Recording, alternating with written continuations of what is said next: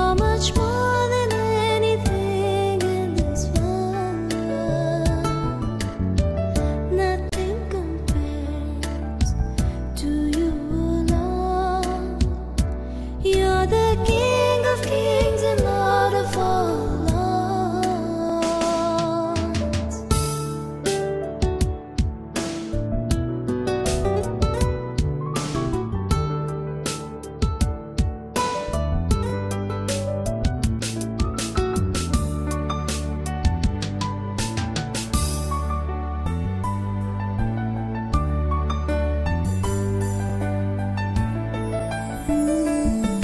બીજું કાળ વૃત્તાંત 26મો અધ્યાય 19મી કલમ. ત્યારે ઉજિયા રાજા તે ધૂપદાની હાથમાં લઈને ક્રોધથી ભરાયા હતા. તે યાજકો પર ક્રોધે ભરાયા હતા. યાજકો પર, સેવકો પર ગુસ્સો કરવા લાગ્યા. પરમેશ્વરની સેવા કરનારા યાજકો ઉપર પોતાનો ગુસ્સો દેખાડવા લાગ્યા. તે યાજકો પર ક્રોધિત થયા હતા કે યાજકોના દેખતા દેખતા યહોવાના મંદિરમાંથી ધૂપની વેદીની પાસે તેના કપાળમાંથી કોઢ ફૂટી નીકળ્યો. અજાર્યા મહાયાજક તથા બીજા યાજકોએ તેના પર દ્રષ્ટિ કરી અને જોયું કે તેના કપાળ પર કોઢ ફૂટ્યો છે. ત્યારે તેમણે તેને જલ્દીથી ત્યાંથી બહાર કાઢ્યો. ત્યાર પછી તેને એ ખબર પડી કે યહોવાએ મને કોઢી બનાવ્યો છે. ત્યારે પોતે બહાર જવાની જલ્દી કરવા લાગ્યો. યહોવાએ મને કોઢી બનાવી દીધો છે એ જાણી લઈને તે બહાર નીકળવા માટે ઉતાવળો થયો. ઉજિયા રાજા પોતાના મૃત્યુના દિવસ સુધી કોઢની બીમારીથી ગ્રસ્ત હતા. શું જરૂર હતી અભિમાન કરવાની? શી જરૂર હતી? અભિમાને આ વ્યક્તિ સાથે શું કર્યું? આ આત્મિક વ્યક્તિ સાથે પરમેશ્વરના સાનિધ્યમાં તેમના આશીર્વાદમાં વૃદ્ધિ પામનાર વ્યક્તિ સાથે આ શું બન્યું હતું? અંતમાં કુષ્ઠરોગથી મરે છે. કેમ કે પોતાના રાજ્યમાં સ્થિર થયા પછી તેણે અભિમાન કર્યું, પરમેશ્વરથી દૂર થયો, પોતાની ઈચ્છા અનુસાર જીવન જીવ્યો, અંતમાં કોઢના રોગથી મરણ પામ્યો.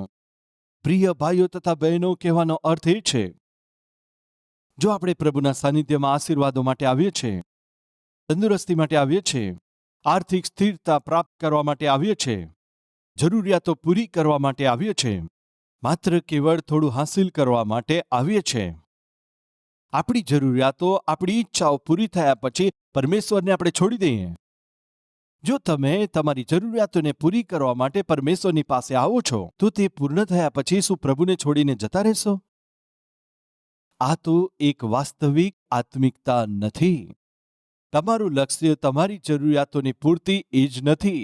તમારું માથાનો દુખાવો, તમારો પેટનો દુખાવો, તમારા પગનો દુખાવો ઠીક થઈ જાય, બાળકોના લગ્ન થાય, એ સ્થિરતા. તો આ પ્રકારની તમારી જરૂરિયાતો છે. ભૌતિક રીતે તમે વિચાર કરો છો, પરંતુ તમે તમારી ભૌતિક જરૂરિયાતો માટે જ પ્રભુની પાસે આવશો તો તમે વાસ્તવિક આશીર્વાદો નહીં પામી શકો. કેમ કે પ્રભુ ઈસુ કેવળ ભૌતિક જરૂરિયાતો માટે નથી આવ્યા, પરંતુ તેનાથી પણ મૂલ્યવાન એવી એક જરૂરિયાત છે, અને તે છે, એ તો તમારો ઉદ્ધાર, તમારા પાપોની ક્ષમા. તમે જે પાપ કર્યું છે તેના પરિણામ સ્વરૂપે તમારે માટે નર્ક રાહ જોઈ રહ્યું છે. અને જો તમે એ નર્કથી જો તમારે બચી જવું હોય તો માત્ર એક જ માર્ગ છે, તમારે તમારા પાપોની ક્ષમા મેળવી લેવી જોઈએ. અને તે પાપોની ક્ષમાને માટે માત્ર એક જ માર્ગ છે કે તમે પ્રભુ ઈસુ ખ્રિસ્તના નામ પર વિશ્વાસ કરો, કે જેથી તે તમને પાપોની ક્ષમા આપી શકે. અને જે કોઈ પ્રભુ ઈસુ પર વિશ્વાસ કરે છે તેમને પરમેશ્વર તેમના પુત્ર અથવા પુત્રી તરીકે અધિકાર આપે છે. શું તમે સ્વર્ગમાં જવા માંગો છો? ત્યાં કોણ હશે? ત્યાં પરમેશ્વર હશે. અને પરમેશ્વરની સાથે કોણ હશે? પરમેશ્વરના સંતાન હશે. તો પરમેશ્વરના સંતાન થયા વગર, પરમેશ્વરના દીકરા દીકરી થયા વગર સ્વર્ગમાં જવાનો કોઈ ચાન્સ છે? ના, નથી. તો તમારે પરમેશ્વરના સંતાન થવું હોય તો શું કરવું જોઈએ? પરમેશ્વરે મોકલેલા તેમના એકના એક પુત્ર પ્રભુ ઈસુ પર વિશ્વાસ કરે તેમને સંતાન થવાનો અધિકાર તેઓ આપશે તેવું વચન છે. તો જો તમે પ્રભુ ઈસુ ખ્રિસ્ત પર વિશ્વાસ કરો છો, ત્યારે પરમેશ્વર તમને એમના દીકરા દીકરી તરીકે સ્વીકારે છે. અને પ્રભુના સંતાન તરીકે જ્યારે ગ્રહણ કરવામાં આવો છો, ત્યારે જ્યાં પ્રભુ રહે છે ત્યાં એક દિવસ તમે પણ રહેશો. અને બાઇબલ આપણને સમજાવે છે પરમેશ્વરનું નિવાસસ્થાન શું છે? સ્વર્ગ છે. અને જો આપણે સ્વર્ગમાં જવા ચાહીએ છીએ તો તે માટે એક જ માર્ગ છે, એ છે પ્રભુ ઈસુ ખ્રિસ્ત. અને ઈસુ ખ્રિસ્ત કહે છે કે હું જ માર્ગ, સત્ય તથા જીવન છું. મારા સિવાય પિતાની પાસે કોઈ પણ આવી નથી શકતો. ધ્યાનથી સાંભળજો, કેવળ તમને સ્વસ્થ કરવા માટે પ્રભુ ઈસુ આ સંસારમાં આવ્યા નથી, પરંતુ માર્ગ ભટકેલા તમને ઉદ્ધાર આપવા માટે પ્રભુ ઈસુ આ સંસારમાં આવ્યા છે. તે ઉદ્ધાર ખૂબ જ મૂલ્યવાન છે. તમને ઉદ્ધાર આપવા માટે પ્રભુ ઈસુએ વધસ્તંભ પર પોતાનું બલિદાન આપી દીધું, વધસ્તંભ પર મરણ પામ્યા. એટલા માટે ભાઈઓ બહેનો, જ્યારે આપણે પ્રભુના સાનિધ્યમાં આવીએ છીએ તો સૌથી મુખ્ય વાત કઈ છે જાણો છો? ભૌતિક આવશ્યકતાની પૂર્તિ માટે નહીં, તો પછી પરમેશ્વરની સાથે આત્મિક સંબંધને બનાવવા માટે, તેમની વધારે નજદીક જવા માટે. પ્રભુ ઈસુ ખ્રિસ્તનું એ વચન છે, પહેલા તમે મારા રાજ્યને તથા ન્યાયપણાની શોધ કરો, ત્યારે એ તમામ હું તમને આપીશ. તમે શું ખાશો, શું પીશો, શું પહેરશો, એ સર્વ વાતો હું તમને આપીશ, એની ચિંતા ના કરશો. તમને એ સર્વ વાતોની જરૂર છે, પ્રભુ તે જાણે છે. પણ તમે સચ્ચાઈમાં જીવો, એક ધાર્મિક જીવન જીવવાનું છે. મારા સંતાન તરીકે જીવન વિતાવો. તમારી જરૂરિયાતોને હું પૂરી કરીશ, એવું વચન પરમેશ્વરે આપ્યું છે.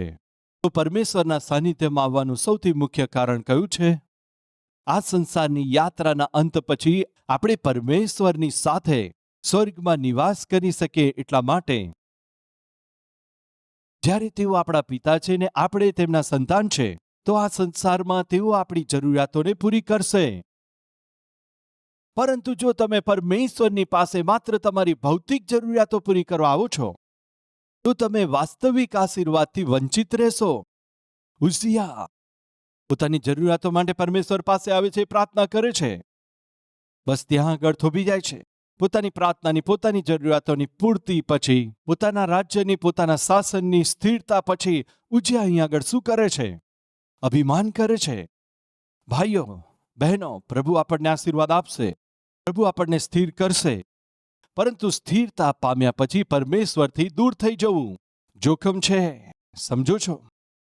વચનમાં આપણે જોઈએ છે, ઉઝિયા સ્થિર થયા પછી પ્રભુથી દૂર થઈ જાય છે.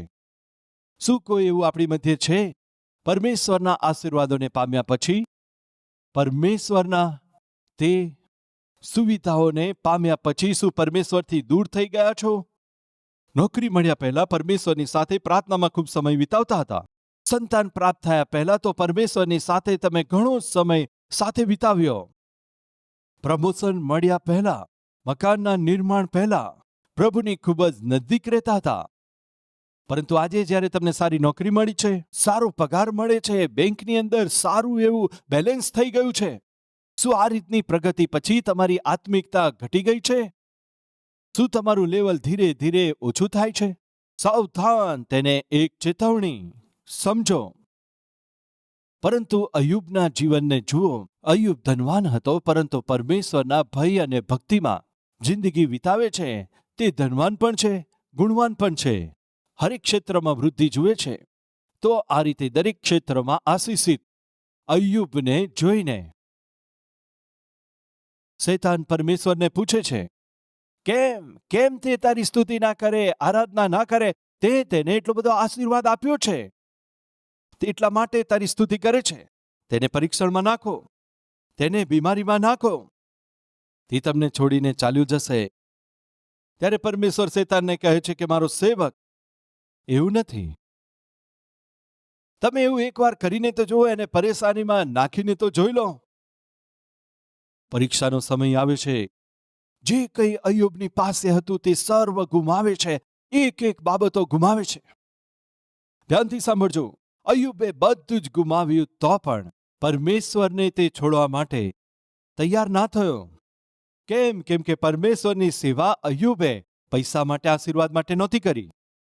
એમ જ કહેવા માંગુ છું. આપણને મળેલા આશીર્વાદોને લીધે, તેના લીધે પ્રભુની સ્તુતિ કરીએ છીએ, આરાધના કરીએ છીએ. જો એ આશીર્વાદો ના મળે તો આપણે એમને છોડી દઈશું. ભલે આપણા જીવનના આશીર્વાદો અથવા સામે આવતી સમસ્યાઓ કેમ ના હોય, આપણને પ્રભુની પાસે અથવા દૂર લઈ જનારી આ બાબતો કદી ના બનવી જોઈએ. અય્યુબે પોતાનું બધું ગુમાવ્યું, પણ શું પ્રભુને છોડ્યા? બિલકુલ નહીં. તો પછી શું થાય છે જુઓ. અય્યુબનું પુસ્તક 27મો અધ્યાય 5મી કલમ. જ્યાં સુધી મારો પ્રાણ ન જાય, ક્યાં સુધી લખ્યું છે? અય્યુબ કહે છે, મારા મરણ સુધી, ત્યાં સુધી હું મારી ખરાઈથી પાછો નહીં હટું. પૂરી દ્રઢતા સાથે અય્યુબ એમ કહે છે, મરવાનું હશે તો મરી જઈશ, પરંતુ મારા પ્રમાણિકપણાને, મારા પરમેશ્વરને હું ક્યારેય નહીં છોડું. તો જ્યારે પરેશાની આવી, અય્યુબ પરમેશ્વરથી દૂર ના થયો. ક્લેશો આવવા છતાં અય્યુબ પરમેશ્વરથી દૂર ના થયો. એ જ છે એક વાસ્તવિક આત્મિક જીવન. જો આ પ્રકારનું જીવન પ્રાપ્ત કરવાની આપણે આશા રાખીશું, ઈચ્છા રાખીશું, તો આપણા જીવનમાં કશું મળે અથવા ના મળે, આપણે પ્રભુને ક્યારેય નહીં છોડીએ. જે જ છે ખરું સ્થિરતાનું જીવન, તેનાથી અય્યુબે ઉદાહરણ આપ્યું. 51માં ગીતની અંદર આપણે જોઈએ છે કે દાઉદ પાપ ક્ષમાને માટે પ્રાર્થના કરે છે, વિનંતી કરે છે, મારા પર કૃપા કરો, મારા અપરાધોની ક્ષમા આપો, મને ધોઈને શુદ્ધ કરો. કેમ તે આ પ્રકારની પ્રાર્થના કરે છે? બીજો સમુએલ તેના 11મા અધ્યાયની કેટલીક કલમો તમે વાંચશો તો આ સત્યને તમે વધારે સમજી શકશો. જે સમયે રાજા લોકો યુદ્ધ કરવાને માટે જતા હતા, હવે દાઉદ યુદ્ધમાં ગયા વગર પોતાના સેના અને સેનાપતિને ત્યાં મોકલે છે. 3જી અને 4થી કલમમાં જો તમે જુઓ, દાઉદ કે જે રાજા છે, જેણે યુદ્ધમાં જવાનું હતું પરંતુ નથી જતો. શા માટે નથી જતો? જેમ આપણે પહેલા વાત કરી, યુદ્ધમાં જવાની જરૂર નથી. કેમ? કેમ કે તેનું સૈન્ય એટલું મોટું છે, તેનું રાજ્ય, તેનું સૈન્ય એટલું મોટું છે, એટલું વિશાળ છે કે બીજા રાજ્ય કે બીજા રાજાઓ તેના પર હુમલો કરે એટલું સંભવ નથી. પ્રભુએ તેના સૈન્યને સ્થિર કર્યું, પ્રભુએ તેના સિંહાસનને સ્થિર કર્યું, પ્રભુએ તેના શાસનને સ્થિર કર્યું. તો શા માટે હું લડવા માટે જઉં? તે ના ગયો. તો હવે યુદ્ધમાં ગયા વગર અહીં આગળ દાઉદ શું કરે છે? બાઇબલ આપણને બતાવે છે કે સાંજના સમયે, કયા સમયે? સાંજના સમયે. બાઇબલમાં જો સ્પષ્ટ લખ્યું છે, સાંજના સમયે દાઉદ પલંગ પરથી ઉઠીને, દાઉદ ઊંઘમાંથી ઉઠે છે. સાધારણ રીતે આપણે ઊંઘમાંથી ક્યારે ઉઠીએ છીએ? જણાવો. સવારે કે સાંજે? દાઉદનું અનુશાસન અહીંયા ઉલટું દેખાય છે. ક્યારે સૂઈ જાય છે ખબર નહીં, ક્યારે ઉઠે છે ખબર નહીં, કોઈ અનુશાસન વગર જીવી રહ્યો છે. સાંજે ઉઠી રહ્યો છે, ધાબા પર ફરી રહ્યો છે, ટહેલ કરી રહ્યો છે, સ્ત્રીને નાતા જુએ છે, તેને મોહિત થાય છે અને રાજમહેલમાં બોલાવે છે, તેની સાથે સૂઈ જાય છે, પાપ કરે છે. આ બધું ક્યારે થઈ રહ્યું છે? જ્યારે તે સ્થિર થઈ ગયો ત્યારે. સમજો છો? ક્યારે? દાઉદનું રાજ્ય જ્યારે સ્થિર થાય છે, ત્યાર પછી તે પાપમાં પડે છે. સુલેમાનનું રાજ્ય પણ જ્યારે સ્થિર થયું પછી તે અનેક સ્ત્રીઓના મોહમાં પડે છે, અનેક લગ્નો કરે છે. સ્થિર થઈ ગયા પછી ઉઝિયા પણ એક સ્થિર થઈ ગયા પછી ઘમંડ કરે છે, નાશ પામે છે. યુસુફની પાસે એક સ્ત્રી આવીને કહે છે, મારી સાથે સૂઈ જા. બળજબરી કરે છે, તેની સાથે વાત કરે છે. જાણો છો ક્યારે? એની આઈડિયા જ્યારે તેને પ્રમોશન મળી જાય છે. અને ત્યાર પહેલા તે ગુલામ હતો, માત્ર ઘરમાં કામ કરનાર હતો, એક બંદીવાન હતો, પરંતુ હવે આખા ઘરનો ઇન્ચાર્જ છે, આખા ઘરનો અધિકારી છે. પ્રમોશન મળી ગયું છે. જ્યારે તેને અધિકાર મળી જાય છે, જ્યારે તેને પ્રમોશન મળી જાય છે, ત્યારે તેની આગળ પરીક્ષા આવે છે. ત્યાર પછી તેની પરીક્ષા થાય છે. પરંતુ ધ્યાનથી સાંભળજો, પ્રમોશન મળ્યા પછી, નોકરી સ્થિર થઈ ગયા પછી હવે હું ગમે તે કરું ચાલશે. કેટલાક લોકો એવું જ માને છે, જિંદગીમાં હવે હું સ્થિર થઈ ગયો છું, હું ચાહે જે ચાહે તે કરું. શું આપણી મધ્ય એવું કોઈ છે આજે? ઉજ્જયાની જેમ સ્થિર થઈ ગયા પછી અભિમાનને સ્થાન આપે છે. સુલેમાનની જેમ એકવાર સ્થિર થયા પછી કામ વાસનાને સ્થાન આપી રહ્યા છો.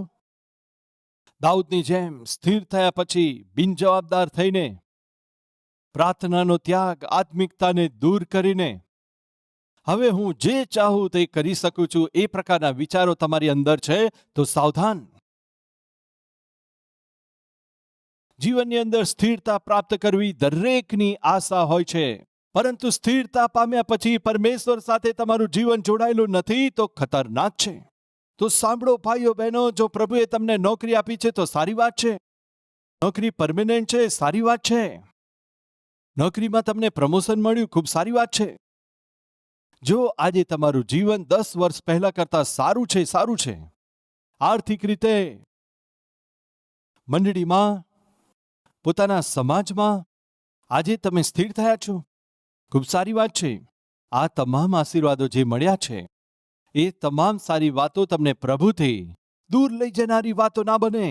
જો આ સારી વાતો તમને પ્રભુથી દૂર લઈ જાય છે તો તમે ખતરામાં છો. એમ જ પ્રભુ તમને કહેવા માંગે છે. મોટા મોટા લોકો જીવનની અંદર જ્યારે સ્થિર થયા ત્યાર પછી ઠોકર ખાઈને પડ્યા છે. તમને પ્રભુ ચેતવણી આપે છે, ઠોકર ખાઈને પડશો નહીં. સ્થિરતા પામ્યા પછી દાઉદ રાજા પડી જાય છે. ભાઈઓ બહેનો, સાવધાન રહેજો, ઠોકર ખાઈને પડી ના જશો. એક્ઝામ્સના ટાઈમે મહેનત કરીને અભ્યાસ કરો. દોસ્ત બોલાવે છે, જતા નથી. ફોન પણ ઉઠાવતા નથી. બોલાવે છે પણ જતા નથી. અરે હું નહીં આવું, મારે અભ્યાસ કરવાનો છે, એક્ઝામ છે. ખૂબ સારી વાત છે. એક્ઝામ થઈ ગઈ છે, માર્ક્સ, રિઝલ્ટ આવી ગયું છે, સારા માર્ક્સ મળ્યા છે, આશાથી વધારે. હવે તમે રિલેક્સ્ડ છો. હવે કોઈ ફોન કરે છે, જ્યાં તમને બોલાવે છે, બધી જ જગ્યાએ તમે ચાલ્યા જાઓ છો. કેમ, શા માટે? જે તમને જોઈતું તો મળી ગયું. વાસ્તવમાં જુઓ તો તેણે પોતાની જાતને કંટ્રોલમાં કેમ રાખી? પોતાના ભટકવાના ઈચ્છાઓને, પોતાની લાલસાઓને, પોતાની કામવાસનાઓને તેણે શા માટે કંટ્રોલમાં રાખી? શા માટે દબાવી રાખી? માત્ર પરીક્ષાને લીધે કંટ્રોલમાં રાખી છે, એમ જ કહેવા માંગુ છું. તમારા જીવનમાં કેટલીક વાતો છે જેને તમે પસંદ કરો છો, જે તમે ચાહો છો, પરંતુ તે પાપને તમે તાત્કાલિક રીતે દબાવી રાખો છો. પરંતુ જે હાંસિલ કરવા માંગો છો એ પ્રાપ્ત થયા પછી એ પાપ કરવા લાગો છો. તો તેનો શું અર્થ છે, તમે જણાવો. દાઉદની આત્મિકતા પર કોઈ સંદેહ નથી. પરમેશ્વરે દાઉદને સ્થિર કર્યા હતા, તેમાં કોઈ સંદેહ નથી. પરંતુ સ્થિર થયા પછી એ પોતાના આત્મિક જીવનમાં બેદરકાર બને છે. તેના લીધે એક ભયંકર ખતરનાક પાપ તેમાં પડી જાય છે. તે એક ભયંકર પાપ શું હતું? પોતાના વિશ્વાસી સૈનિકના પત્નીની પાસે જઈને સૂઈ જાય છે. દાઉદ વિચારવા લાગે છે, વિશ્વાસયોગ્ય સૈનિક જ્યારે યુદ્ધમાંથી પાછો આવે, મને ચોક્કસપણે પૂછશે, મને ચોક્કસપણે પ્રશ્ન કરશે. બેથશેબા પણ એમ જ બોલશે. જ્યારે તું નહોતો ત્યારે દાઉદે મને જબરજસ્તી કરી, જબરજસ્તીથી મહેલમાં બોલાવી મારી સાથે પાપ કર્યું છે. ફળ સ્વરૂપે આજે હું ગર્ભવતી બની છું. તે સૈનિક જરૂર પાછો આવીને મને પૂછશે, શું આ તારા માટે સારું છે? તે સારું કર્યું છે? મેં તારા પર ભરોસો રાખ્યો, તારા પર ભરોસો રાખીને પરિવારને છોડીને તારા માટે યુદ્ધ કરવા માટે ગયો, ત્યારે તું મારી પત્નીની સાથે સૂઈ ગયો છે. તું કેટલો બધો દુષ્ટ છે. કદાપી તે આવીને આ તમામ પ્રશ્ન પૂછશે એમ વિચારીને તે ઉરિયાને તે મરાવી નાખે છે, મર્ડર કરાવી દે છે. કેટલું દુર્ભાગ્યની વાત છે. એક પાપ પછી બીજું પાપ, એક પાપ પછી બીજું પાપ. તો તેણે જે પાપ કર્યા, તેની આંખોથી, તેના હાથોથી, તેની જીભથી તેણે જે કંઈ પાપ કર્યા, તે સર્વનું વર્ણન તેણે ગીતશાસ્ત્ર 51માં કર્યું છે. પ્રભુ મને શુદ્ધ કરો એમ જ લખ્યું નથી, શું શુદ્ધ કરવાનું છે તે પણ લખ્યું છે. કયા કયા પાપ કર્યા છે તે સર્વનું વર્ણન કર્યું છે. અને કરેલા પાપને લીધે શું તેણે ગુમાવ્યું તે પણ તેણે વર્ણન કર્યું છે. દાઉદ સ્થિર થઈ ગયા પછી પાપમાં પડી જાય છે. ઉજિયા સ્થિર થયા પછી ગર્વ કરે છે અને કોઢના રોગથી મરી જાય છે. સુલેમાન સ્થિર થયા પછી અનેક સ્ત્રીઓ પર મોહિત થાય છે અને પરમેશ્વરની આગળ પાપી પુરવાર થાય છે. પરંતુ અય્યુબ પોતાની સ્થિરતા હોવા છતાં પરમેશ્વરના ભયમાં જીવન વિતાવે છે. પોતાનું સર્વ ગુમાવ્યા છતાં પણ તે પ્રભુનો ત્યાગ નથી કરતો. તેના આશીર્વાદોએ તેને પ્રભુથી દૂર નથી કર્યો, ના તેની મુશ્કેલીઓએ તેને પરમેશ્વરથી દૂર કર્યો. આપણામાંથી કેટલાક લોકોને પરેશાનીઓ પ્રભુની પાસે લઈ જવાનું કારણ બને છે, પરંતુ એ જ પરેશાનીઓ જ્યારે દૂર થાય છે, આપણે પણ દૂર થઈએ છીએ. એ ખરી વાસ્તવિક આત્મિકતા નથી. સમસ્યાઓની મધ્યમાં આપણે પ્રભુની નજદીકતામાં જીવવાનું છે. આપણને આશીર્વાદ મળે કે ના મળે, તો પણ પ્રભુની નજદીકતામાં જીવવાનું છે. તો આપણે પણ એવી પ્રાર્થના કરીએ જેમ લેખક પોતાના નીતિવચનમાં કહે છે, પ્રભુ મને ના તો નિર્ધન બનાવો કે ના મને ધનવાન બનાવો. ક્યાંક એવું ના થાય હું ધનવાન બનીને ગર્વ કરવા લાગુ ને પૂછું કે યહોવા કોણ છે, અથવા ગરીબ થઈને ચોરી કરું, તમારા નામને નિંદાપાત્ર બનું. ખાવાને માટે ભોજન હોય તો પૂરતું છે, પહેરવા માટે કપડાં પૂરતા છે પ્રભુ, રહેવા માટે ઘર પણ પૂરતું જ છે પરમેશ્વર, મારી આવશ્યકતાઓને જ પૂરી કરજો. કેમ ના આપણી પ્રાર્થના એવી હોય? સ્થિરતા પ્રાપ્ત કરવી ખોટું નથી, પરંતુ સ્થિરતા પ્રાપ્ત કર્યા પછી પરમેશ્વરને ભૂલી જવું, પ્રભુથી દૂર થવું, તેમાં ભલાઈ નથી. આજે ઘણી વાતો છે પ્રાર્થના કરવા માટે. આવો આપણા મસ્તક નમાવીએ, સાથે મળી પ્રાર્થના કરીએ.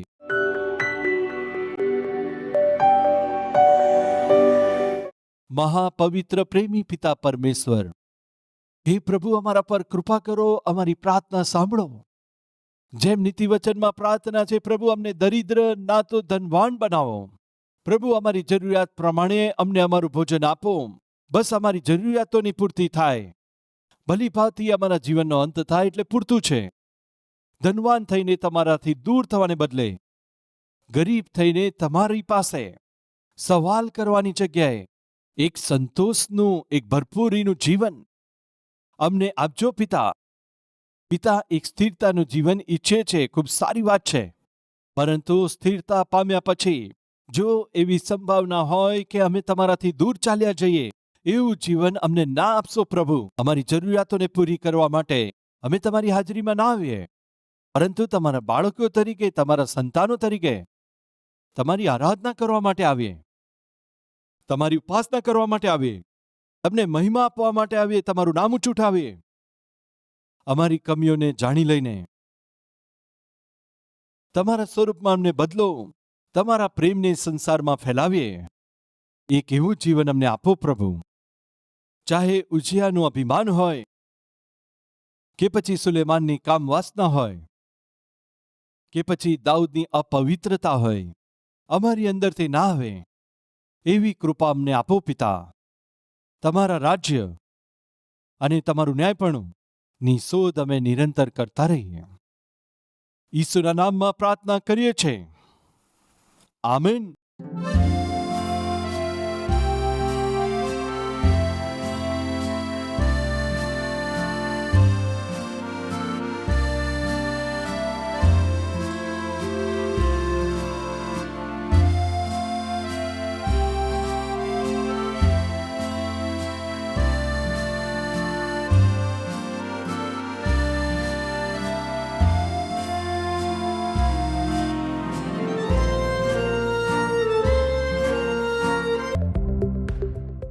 પ્રભુ ઈસુ ખ્રિસ્તના નામમાં સર્વપ્રિય લોકોને સલોમ. કલ્વરી આવાજ ટીવી પ્રોગ્રામ દ્વારા તમે વચનને સાંભળી રહ્યા છો, વિશ્વાસને મજબૂત કરી રહ્યા છો, માટે સર્વનો આભાર. આ ઉત્તમ સંદેશ દ્વારા ઘણા બધા બરબાદ થતા લોકો પવિત્ર જીવન જીવવા લાગે છે. તૂટી રહેલા પરિવારો તો જોડાઈ રહ્યા છે. બિનજવાબદાર બનીને અહીં તહીં ભટકનારા લોકો ઠીક થઈ રહ્યા છે. એવા ઘણા બધા લોકોના જીવનને ઠીક કરીને પરિવાર જોડાઈ રહ્યા છે વચન દ્વારા. આ વચન લાખો લોકો સુધી પહોંચાડવાની પ્રક્રિયામાં તમારી સહાયતાની આશા રાખું છું. આજે તમે આ કાર્યક્રમ સાંભળી રહ્યા છો, પોતાને મજબૂત કરો છો, તેનું કારણ છે તેની પાછળ કોઈને કોઈ વ્યક્તિનો ત્યાગ છે, ડેડિકેશન છે. આ કાર્યક્રમ ટીવી ઉપર મફતમાં પ્રસારિત નથી કરી શકાતો. થોડી ઘણી સહાયતા દ્વારા આ કાર્યક્રમને પ્રસારણ કરવું તે તો સંભવ નથી. પ્રભુના નામમાં જે પ્રાર્થના કરે છે તે તો ઉદ્ધાર પામશે. દરેક વ્યક્તિનો ઉદ્ધાર થાય તેવું તે ચાહે છે, તો તેમણે પ્રાર્થના કરવી જોઈએ. પ્રાર્થના કરવી હોય તો વિશ્વાસ હોવો જોઈએ. વિશ્વાસ હોવા માટે વચન સાંભળવું જોઈએ. વચન સાંભળવા માટે વચન પ્રચાર કરવું જોઈએ, તે વહેંચવું જોઈએ. તેને કોઈને કોઈ વ્યક્તિ આગળ વધારવાનું છે, એમ જ રોમનોને પત્રમાં લખેલું છે. 10મો અધ્યાય ને વચન 13, 14, 15, 16માં લખેલું છે. પરમેશ્વરના નમ્રદાસને જો શ્રેષ્ઠ વચન પ્રગટ કરવું હોય તો તમારા જેવા લોકોએ પ્રેમ અને ઉત્સાહ સાથે આ સેવાને મદદ કરવા આગળ આવવું પડશે. સેવા દ્વારા, વચન દ્વારા જેઓ મજબૂત થાય છે, તેમને આદર મળે છે. તો તમે કૃપા કરીને આગળ આવીને કમસે કમ એક કાર્યક્રમને સ્પોન્સર કરશો તો લાખો લોકો સુધી આ અદ્ભુત સંદેશ પહોંચી શકશે. વચન બતાવી શકીશું તો આવો. જીવનને ઠીક કરનારો આ સંદેશ ઘણા લોકો સુધી પહોંચી જાય, તેઓ એના પર વિશ્વાસ કરે અને તેમનું જીવન ઠીક થઈ જાય. તમે એમાં મદદ કરશો એવી આશા રાખીએ છીએ. સેવાને પ્રોત્સાહન આપનાર અને સહાયતા કરનાર આપ સર્વ લોકોનો હૃદયથી આભાર માનું છું. કલ્વરી ટેમ્પલ બર્થડે કેક.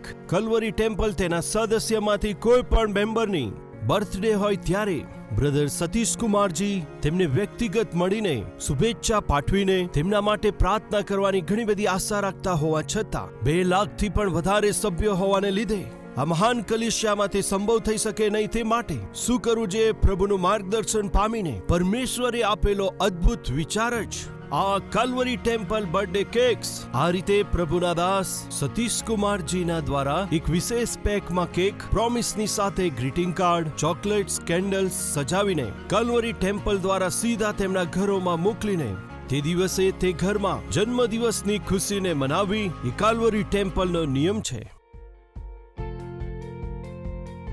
કલ્વરી ટેમ્પલનું રવિવારના ભોજનની વ્યવસ્થા.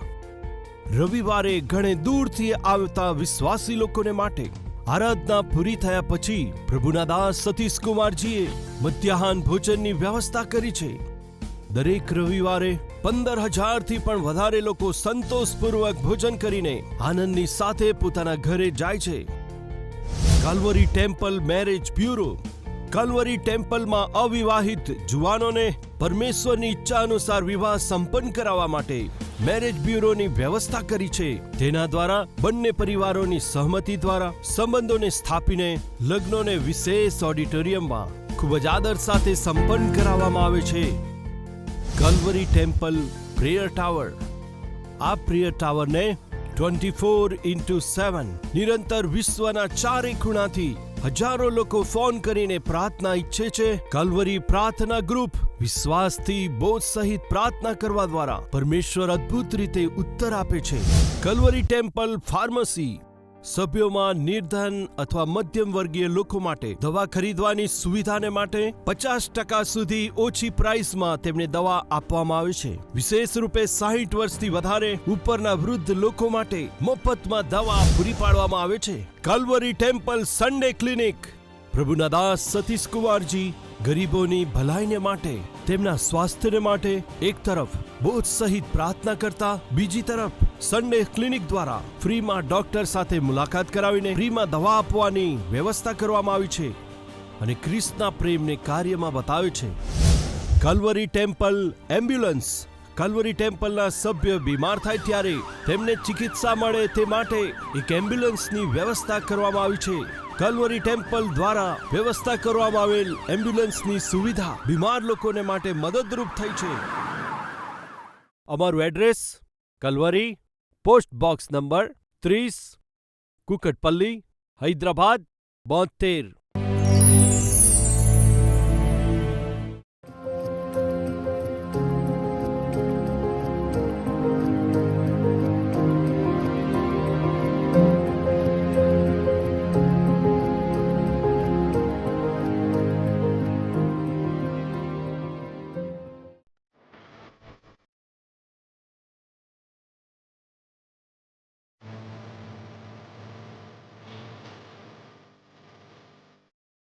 અમારું address Calvary, post box number 30, Kukatpally, Hyderabad 72.